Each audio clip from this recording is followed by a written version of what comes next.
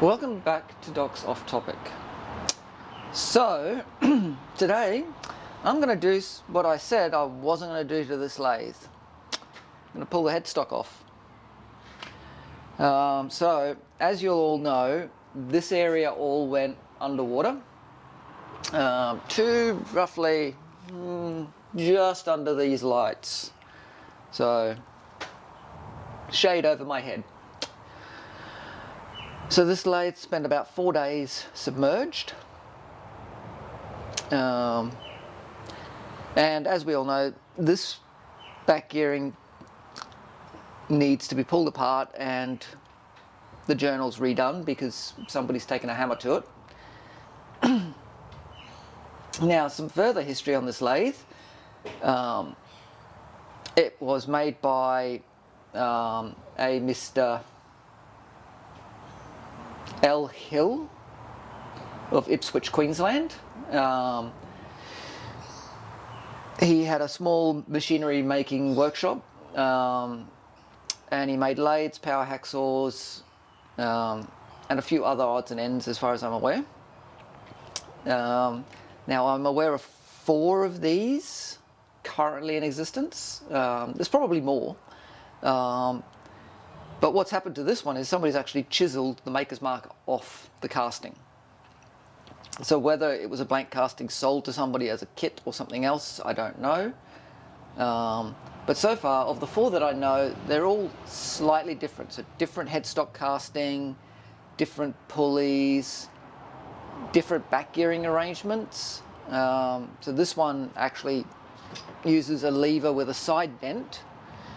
The other 2 that I've seen use a different lever with indents in the arm here on the top. This one's got them in the side.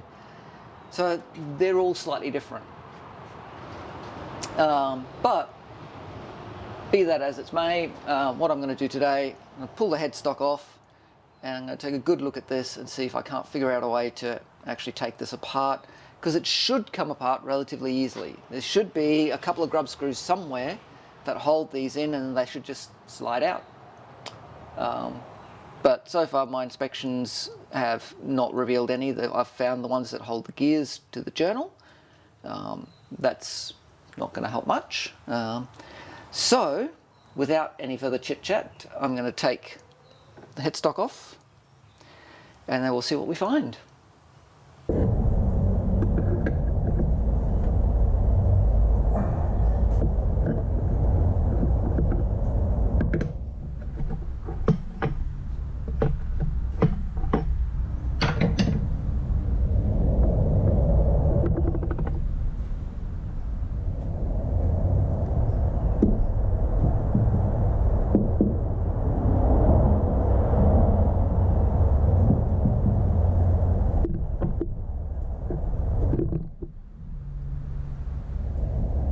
Okay, it's loose.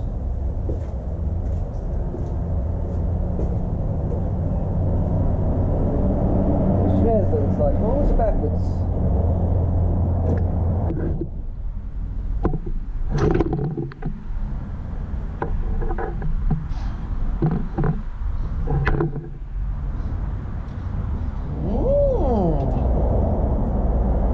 There's that.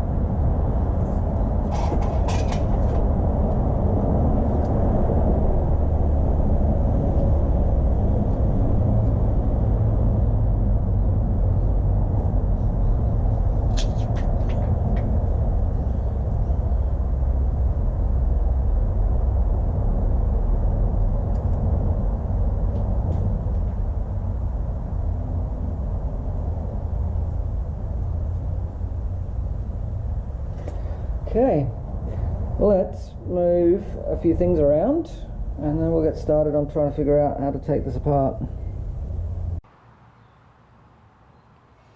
Okay, let's have a look.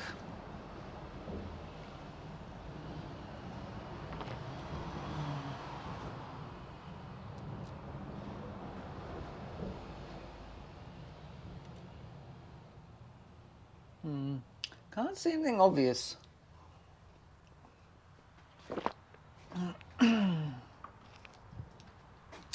Okay. Where'd my wire brush go?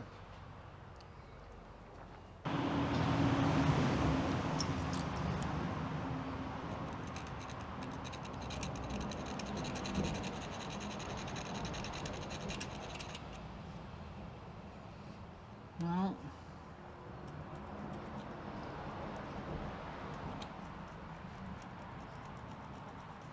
Hate to say it, but there's definitely no grub screw down here.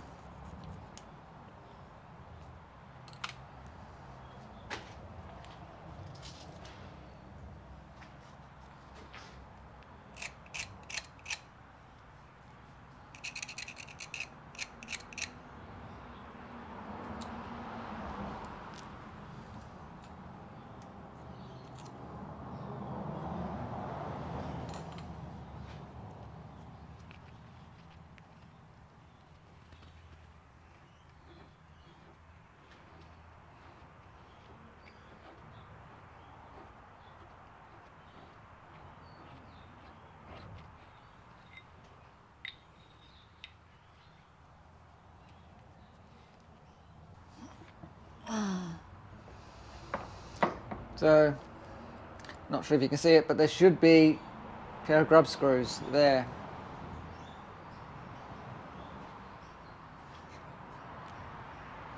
There is not. And yeah, these are free to, so once these grub screws come out of these are actually free on this shaft, which neatly spaces this. I'd almost say, I mean, there's no way they would be pressed in because they've got to be adjusted.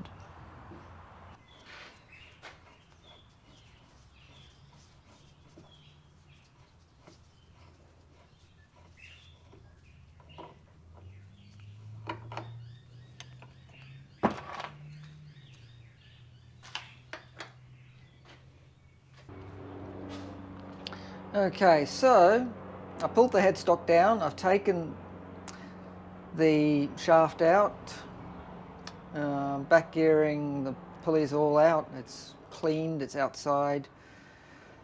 The bearings are in good shape, there's no wear on the spindle, which is good. This is still proving a mystery as to how they put that together, because every other model has got a set of grub screws underneath.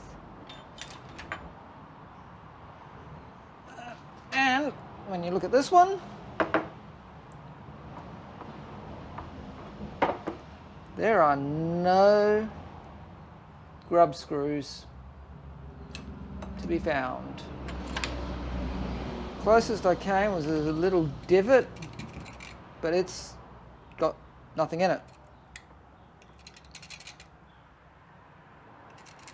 And there's nothing matching on the other side. So I don't know. Don't know.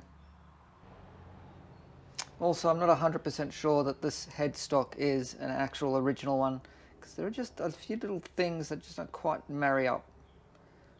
So I'm wondering whether when the company went out of business, somebody bought a set of ways and machined them up themselves, found a headstock that kind of fitted, and built themselves a lathe.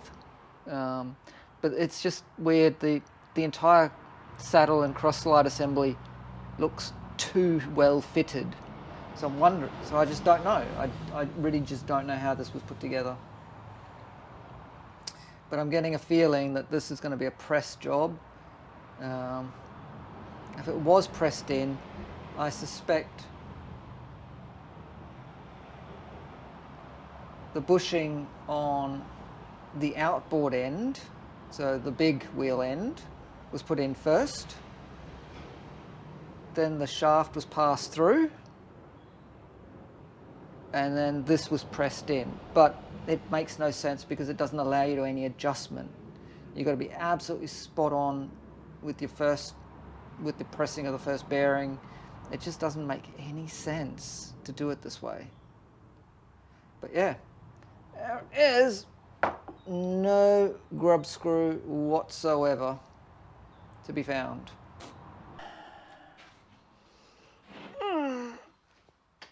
The lead screw. See if we can't get this apart.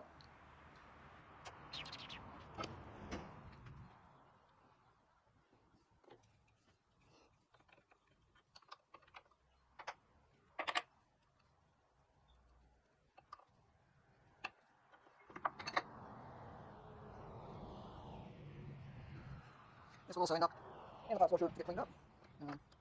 A lot of mud on it.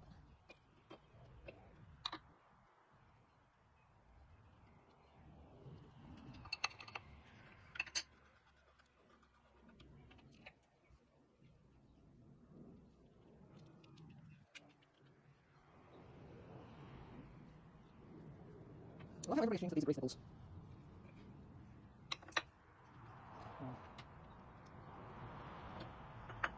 It does kind of do my head in. None of these are actually grease nipples. What they are, however, not oil nipples.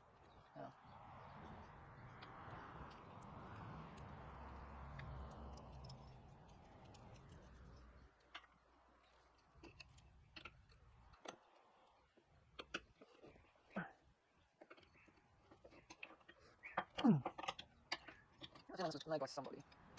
This is definitely not original.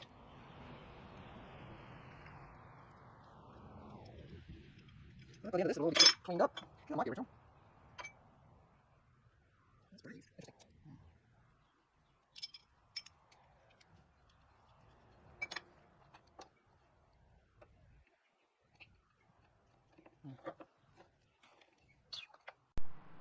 All right, that took a little bit of heat.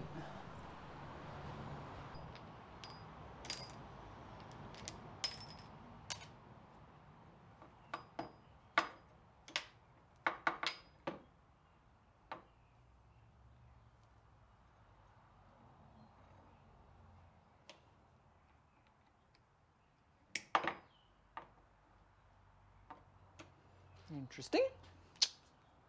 Ooh.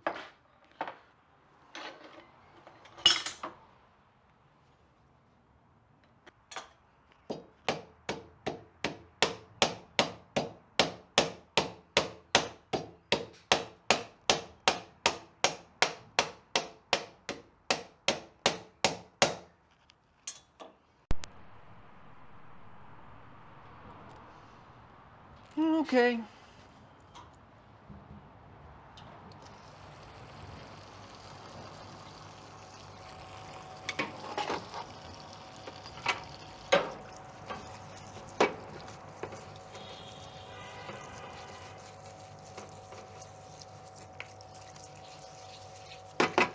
Really, I'm just trying to get as much of the flood mud off as I can.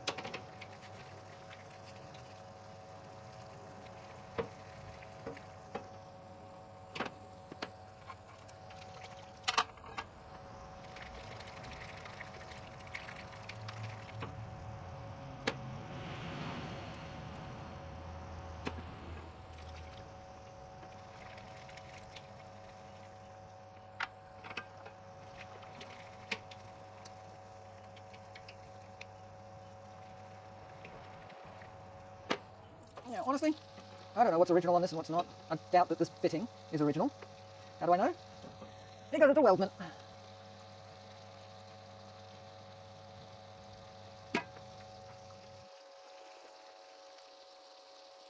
See, lovely well beat there. So it doesn't smack of the originals.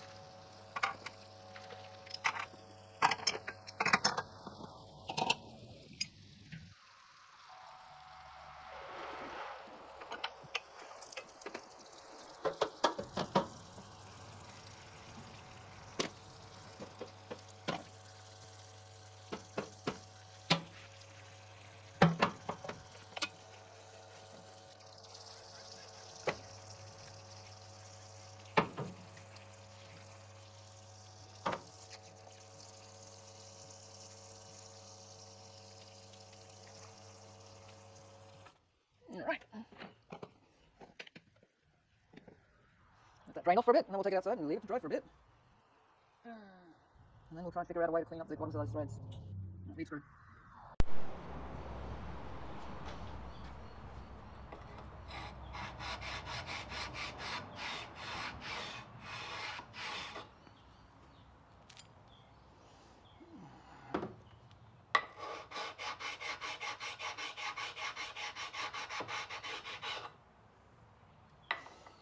So essentially what I'm just doing is a very light stoning. I've already stoned off the worst of the top of the ways.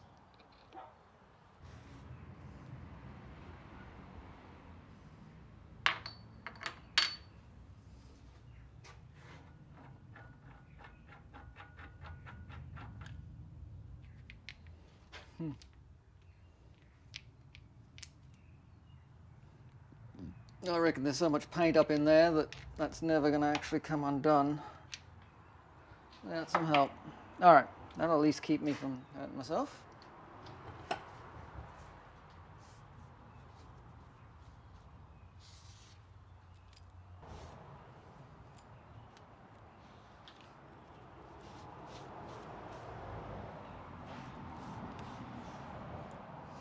From what I can see, there's a couple of millimeters of overlap where it doesn't actually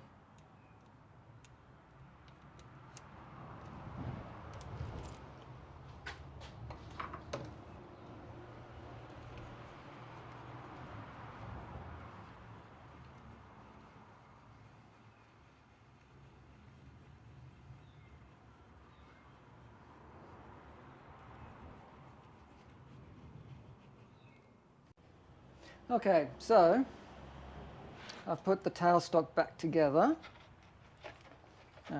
It's still a little bit tight, but oil is getting where it should, I think.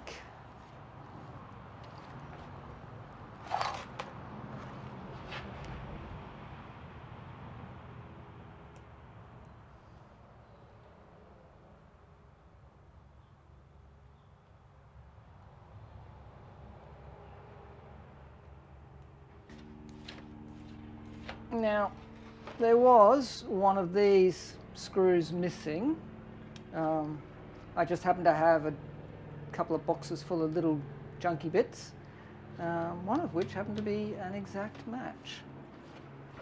Alright, it looks like I've got oil pretty much everywhere it needs to go.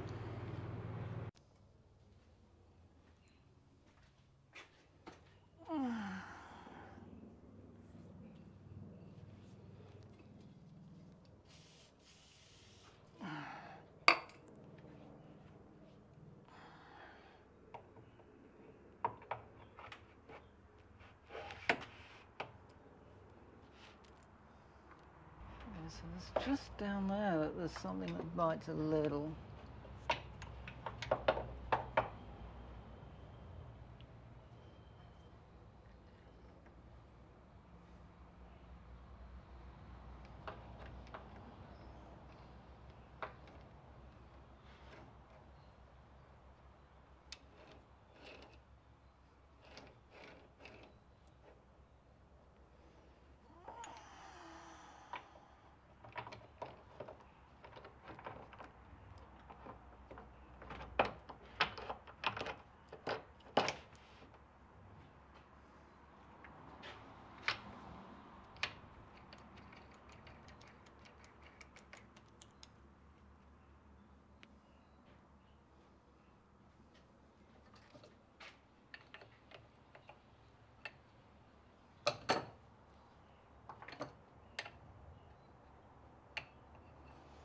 I think I'm going to change this out for something that allows me to do that tiny quarter turn.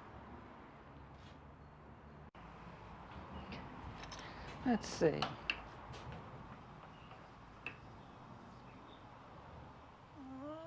There we go. Just got so much paint on it.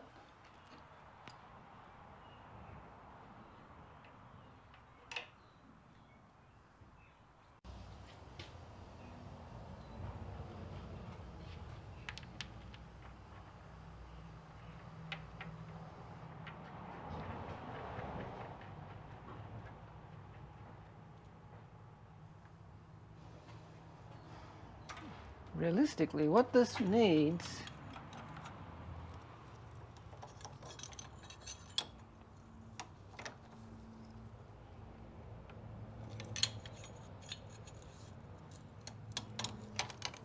to set this stud in there. So the stud to have a hole in it. Alright, so that simple tool post is now ready. Ideally I'd like to change it for something a little more modern, just for increased functionality. But for now, this will do. Didn't quite get as far as I'd hoped. I did not manage to get the back gearing apart. Did get the rest of the headstock apart. I know I said many times I was never going to do that, but it proved necessary and there's no way around it. So all the parts of the headstock are now clean except for the back gearing, which needs to be taken apart and repaired because there's something that's not fitting well therein. And that's going to take a little bit of outside help.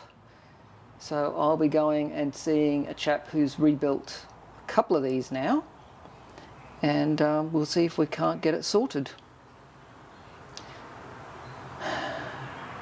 Anyway, it's been a bit of a long one, bit of a journey, but this lathe is now clean and ready to go more or less from its inundation. It does need its powertrain set up, which will mean I've got to get my hands on some angle iron and actually get around to casting a flat pulley.